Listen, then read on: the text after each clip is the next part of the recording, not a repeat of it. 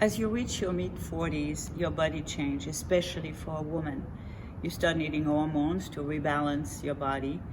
You start to need to pay attention to your hair because it's thinning and it's not as bright as it used to be.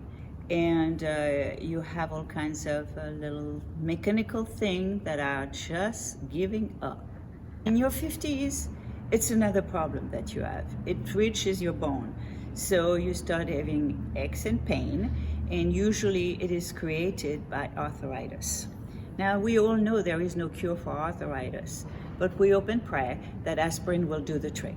And it does for a while, but after that, you really need something else.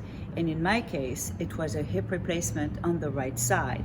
Well, it was an excruciating pain that I had to stand for over 3 weeks.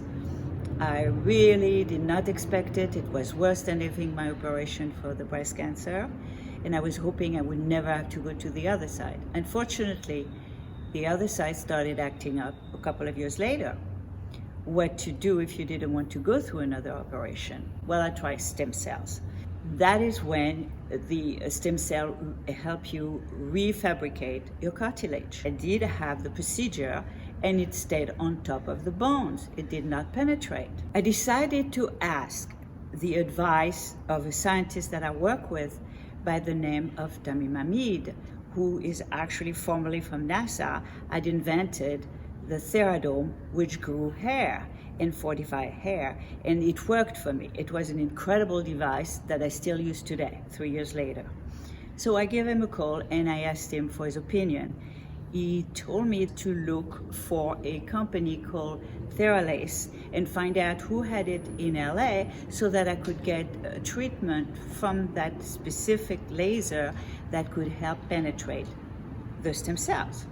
We found out that there was only one person in LA that had the Theralase laser. That person was Dr. Jeffrey Tucker. Dr. Tucker has not only this one, but he also has another laser, which in my case work as well, and it's called the multi-radiance. Of course, I gave Dr. Tucker a call, made an appointment, and I went for my first visit. He's very thorough.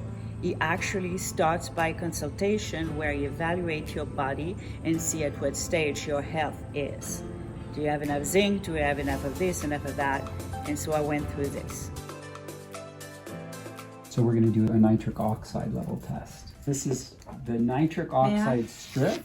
And what we're going to do, I'm going to take it out of this, and I'm going to have you take this part, and you're just going to put it in your mouth so it gets nice and wet and moist saliva. Yeah, and let's take it now. Fold the two ends over each other. Yeah, like that. So the ends, now hold that tight at the end for 10 seconds. Let's see if you're within the normal ranges, or if you're high, or if you're low. Where should you be? So we want a person to at least be at threshold or the target, which is here. So let's open it up and look at the color. It's very light. Yeah, depleted. Here, so it's really depleted. Okay. So we could do better in the diet.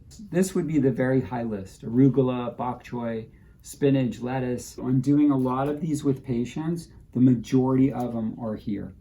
Like, I'm really surprised. Yeah. And then I've done some treatments and we're pushing it up to here, which is really neat.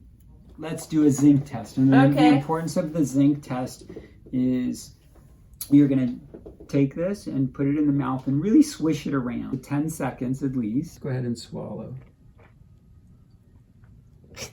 Not good. Not good. Immediate? Immediate. Okay, that's good. So that tells us an immediate taste perception. The zinc status may be adequate. Zinc taste can be swallowed after testing like you did. So that's good news. It's like chalk in your mouth. Okay, so oftentimes patients will try that just like you did, and they won't taste a thing. What? And that would tell me that there's a deficiency. Okay. And if there's a deficiency of zinc, there's probably a deficiency of other minerals as well. So that ties into the conversation that we already know. You're taking your vitamin D, which is really important for the immune system, right? Mm-hmm. And other important systems in the body. You're taking the C, and you're also taking your vitamin E. So that's good. Minerals are probably good. Okay? Yeah, well, yeah. Helpful.